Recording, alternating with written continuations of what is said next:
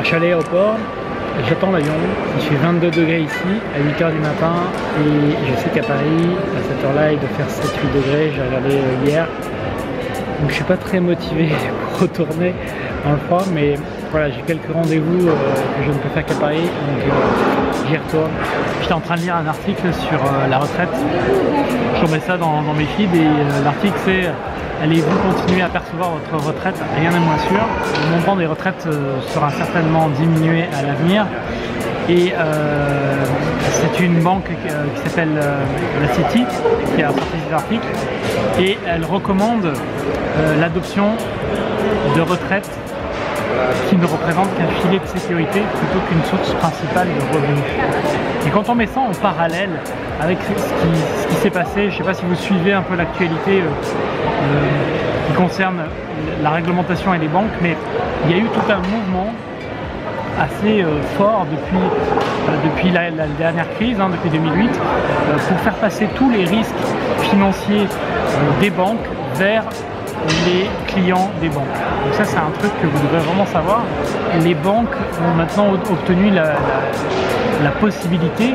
Ils avaient un gros problème, c'est que quand ils vous financent un prêt, notamment immobilier à taux fixe, il est très peu rentable pour eux parce que ces banques-là vont emprunter sur un marché sur lequel les taux sont déjà très bas. Donc ce qui est en train de se passer dans les années à venir, c'est que le système par défaut ne sera plus le taux fixe, mais le taux variable. Donc c'est une très mauvaise nouvelle pour vous en tant qu'investisseur parce que c'est plus compliqué de maîtriser son projet d'investissement quand les taux sont variables, puisqu'ils vont être ajustés en fonction de l'évolution du taux d'intérêt directeur. Et le problème de tout ça, c'est que imaginez que vous fassiez un crédit immobilier cette année, vous obteniez, admettons, un taux, on va dire à 2,5% ou 3%, qui soit variable, et que dans 5 ans, les taux sont remontés à 5% ou à 10%, et bien là vous êtes un petit peu dans la panade puisque du coup votre crédit immobilier va vous coûter beaucoup plus cher. Donc c'est voilà, c'est un peu le sens de l'histoire. Donc c'est intéressant pour vous, je pense, d'agir le plus vite possible avec les conditions que l'on a aujourd'hui, notamment les taux d'intérêt fixes qui sont bien, qui sont très bas. Ça a rarement été aussi intéressant d'emprunter de l'argent, donc à condition évidemment de trouver des projets qui en valent la peine, mais c'est un peu le sens de l'histoire. Me voilà dans l'avion, prêt à partir.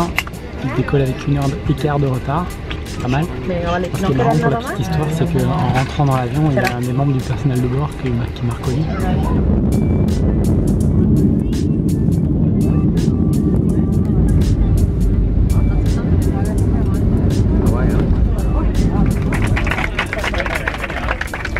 Donc, je suis bien arrivé à Paris. Je profite des derniers rayons du soleil. Je suis dans le joli parc ici. Et ce qui va se passer, c'est que j'ai mon rendez-vous super important demain. Dans cette vidéo, je vais répondre à une question que j'ai reçue par email qui est: quand on veut vivre de ses revenus locatifs, est-ce qu'il faut acheter ses appartements en nom propre ou via une SCI?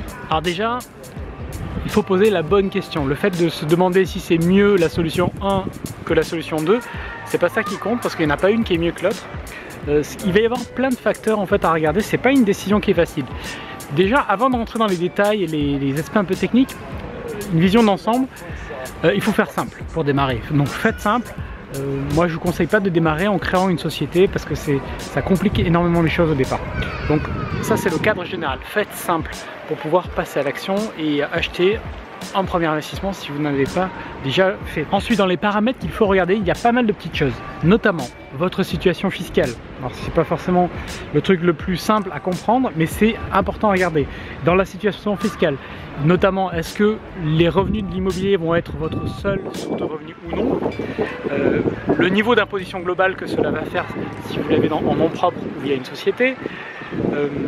Derrière, vous aussi vous allez regarder quels sont vos objectifs avec votre patrimoine immobilier. Est-ce que c'est de le conserver indéfiniment, de le revendre? Est-ce que vous allez être dans un mode actif ou non? Parce que ça va avoir des effets, notamment sur, si vous le détenez en société, vous allez être imposé fortement sur la plus-value. Donc c'est pas forcément recommandé dans ce cas-là. Donc il y a beaucoup d'éléments à regarder. Le mode d'exploitation va aussi être un élément important dans la balance, c'est-à-dire est-ce que vous l'exploitez en location nue à l'année, en meublé, en saisonnier, etc.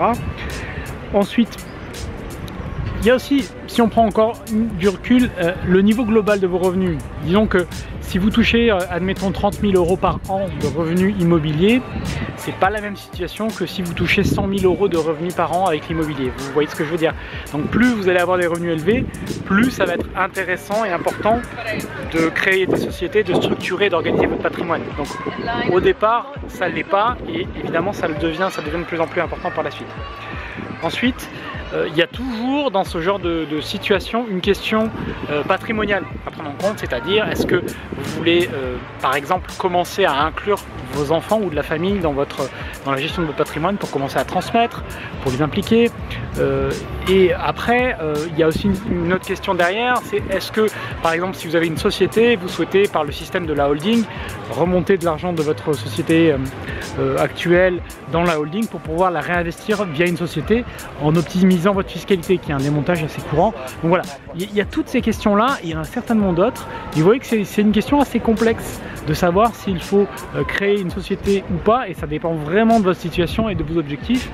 Ce que vous devez retenir de cette vidéo, c'est que au départ, je ne pense pas que ce soit nécessaire de le faire, parce qu'au départ, de toute façon, vous n'allez pas faire de gros investissements. Et effectivement, assez rapidement, d'ici le deuxième, le troisième ou le quatrième investissement, la question va véritablement avoir toute son importance et se poser. Donc voilà, sachant qu'en plus, une fois que vous avez acquis un bien en nom propre, vous pouvez toujours le remettre dans une société après. C'est faisable, mais ça va vous coûter de l'argent, ça va vous coûter des droits de mutation. Il est évidemment préférable d'éviter de faire ça et de choisir le bon mode de détention dès le départ. Sinon ça vous coûte de l'argent inutilement, ça va être de 5 à 7%. C'est dommage de payer cette somme-là pour rien. Donc voilà ce que je peux répondre à cette question en quelques minutes pour essayer de cadrer rapidement le sujet. Donc évidemment il faudrait creuser, prendre le temps de poser tout ça, mais vous voyez que ça répond vraiment à vos besoins avant tout. Bon, moi ça me fait très bizarre de revenir à Paris en fait, de retrouver l'ambiance ici. Ça fait pas non plus des mois que je suis parti, mais quand même ça fait bizarre de revenir en me disant que c'est plus ma maison. Voilà, je suis content de revenir, je serais assez content de repartir. Donc il me reste plus qu'à aller me prendre une petite bière et fêter ça. Il est 5 h du matin, je suis à l'aéroport pour mon vol de retour vers Séville. Il s'est passé notamment 2 trucs dont il faut que je vous parle. Un premier, c'est que j'étais avec mon ami Franck Marchek. On était dans le quartier de Bastille, si vous connaissez Paris. Et donc dans ce quartier, il y a un bar très connu qui s'appelle le Barrio Latino. Et j'étais jamais allé, alors que j'habitais pas très loin pendant longtemps. Et Franck voulait y aller, donc on s'est dit tiens, on va y aller pour boire un verre. Et donc on y va, on se présente devant et il y a un vigile qui nous filtre. Qui nous voit, bon, 2 mecs un peu mal habillés, etc. Donc il nous dit bah non, vous pouvez pas rentrer. Donc on est tous les deux un petit peu agacés, on commence à rebrousser chemin. Puis Franck il revient, il commence à parler au videur. Et au bout de 30 secondes, il nous dit bah c'est bon, vous pouvez rentrer. Et donc voilà, Franck a appliqué encore une de ses techniques de ninja. Et il a convaincu la personne changer d'avis. Mais pas en faisant le mec lourd qui va insister auprès de la personne et l'embêter jusqu'à ce qu'elle lâche. Mais avec toute sa subtilité, donc c'était super marrant de voir ça, de voir le retournement de situation. Donc on a juste bu un verre et après on est rentré et donc j'ai voulu tester une application qui s'appelle Hitch, que vous connaissez peut-être. En gros, pour vous décrire ça, c'est un concurrent de Uber mais qui ne marche que la nuit. Et ce sont des chauffeurs particuliers, c'est pas des chauffeurs professionnels qui font ça. Donc faut pas s'attendre à la même qualité de service. Mais bon, je voulais tester quand même. Donc j'appelle un Hitch, on avait juste 1,5 km à faire, c'était pas grand chose. En fait vous payez ce que vous voulez au chauffeur, c'est-à-dire que si vous pouvez décider de donner 0 €, l'application va vous suggérer un prix et vous pouvez décider de donner plus que le prix suggéré par l'application. Donc c'est très, très spécial. Donc le Hitch arrive, donc c'était un jeune qui écoutait du bon gros rap, ça sentait un peu l'herbe dans sa voiture, c'était un truc comique. Mais on rentre, donc on était 2 et le mec commence à flipper. Le premier truc qu'il nous dit c'est vous êtes des flics. Lui il commence vraiment à flipper, il a perdu ses moyens et en fait il commence à conduire et il grille un feu rouge parce qu'il était complètement perdu. Il y avait une voiture qui était devant le feu rouge, il l'a pas vu, donc il commence à passer au feu rouge. On se retrouve au milieu d'un carrefour arrêté avec des voitures sur le côté. Enfin, on a vraiment flippé. Et après, il n'a pas arrêté de nous parler. Je pense qu'il était super inquiet. Il nous a pas cru sur le fait qu'on n'était pas de la police. Et donc il était super inquiet, il a pas arrêté de nous tchatcher, mais c'était vraiment super sympa, sur un bon esprit. Mais voilà, une expérience avec lui qui est assez marrante. Donc on suppose qu'il avait pas mal de trucs forcément que la police ne devait pas voir, quoi, on va dire.